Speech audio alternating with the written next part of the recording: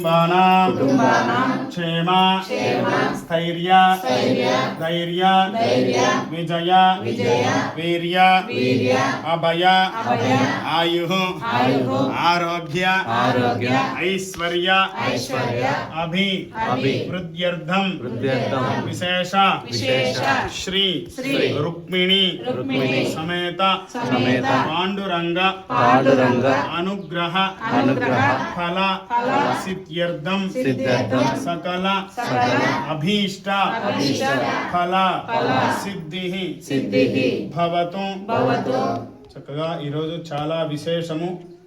అధిక మాసంలో వచ్చేటటువంటి జ్యేష్ఠ మాస పౌర్ణమి నాడు చక్కగా అభిషేక కార్యక్రమాన్ని, అర్చనా కార్యక్రమాన్ని ఇంతమంది వచ్చి వైభవోపేతంగా నిర్వహించడం విశేషం.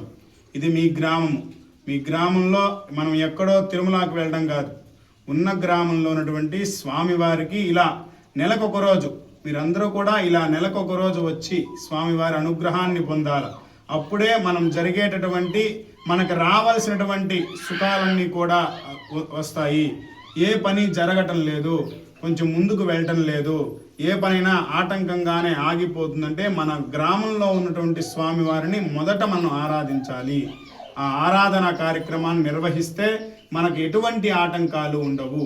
మిమ్మల్ని రోజు రమ్మంటం లేదు, పౌర్ణమికి ఒకసారి వచ్చి, ఎందుకంటే మన కోసం ఏర్పడినటువంటి స్వామివారిని మనమే చేసుకోవాలి.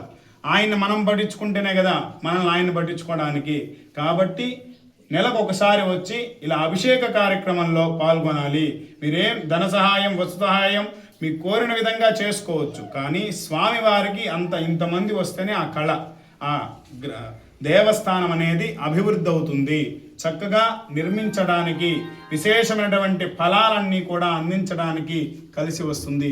ఇందిరారమణ గోవింద, ఆంజనేయ వరద గోవింద.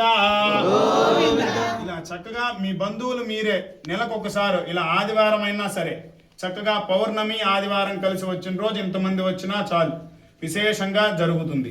ఇంతమంది రావడం అనేది విశేషం, ఇలా చేసుకోవడం అనేది విశేషం. చక్కగా మీరు ఏదైతే సంకల్పం అనుకున్నారో ఆ సంకల్పం తప్పకుండా నెరవేరుతుంది.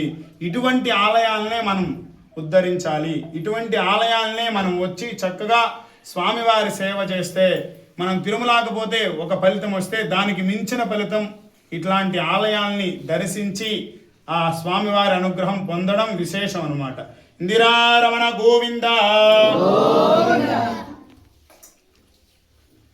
ఓం నమో వెంకటేశాయ నారాయణాయ నమః. ఓం పాండురంగ స్వామినే నమః. ఓం నిత్యాయ నమః. ఓం నిత్యతృప్తాయ నమః. ఓం నిత్యానందాయ నమః. ఓం సురాధ్యక్షాయ నమః. ఓం కుంకుమ